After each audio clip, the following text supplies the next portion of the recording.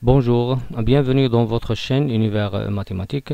Dans cette vidéo, on va voir comment montrer que l'image réciproque par l'application f du complémentaire de b est égale au complémentaire de l'image réciproque de b, c'est-à-dire f-1 de b bar est égal à f-1 de b, le tout bar.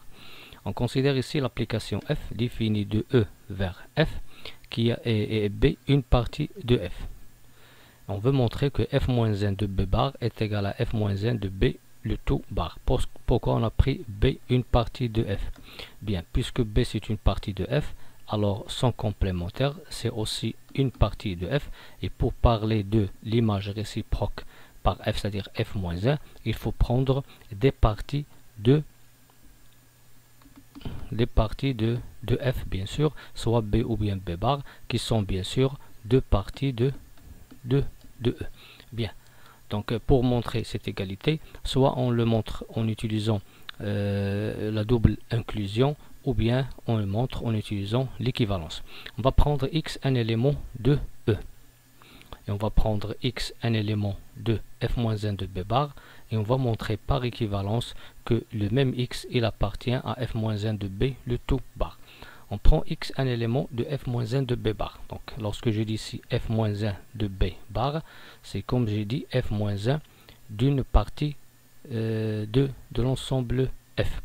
Donc f-1 de y c'est quoi? C'est l'ensemble des x des éléments de e, tels que f de x c'est un élément de y.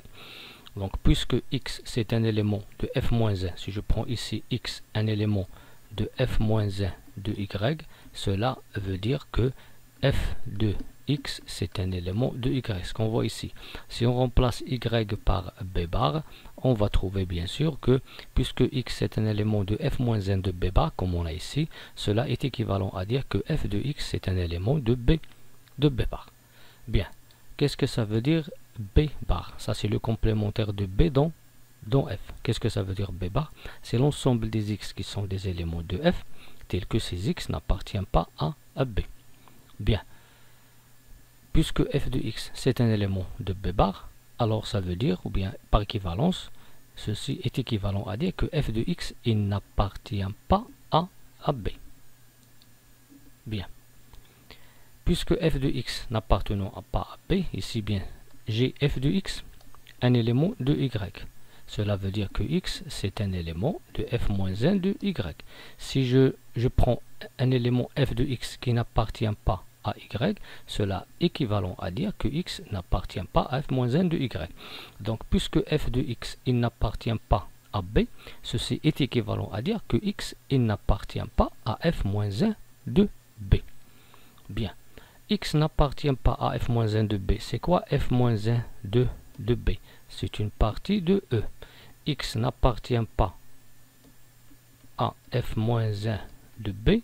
On peut l'écrire sous la forme x appartient au complémentaire de f-1 de b. Donc ceci est équivalent à dire que x il appartient à f-1 de b le tout bar.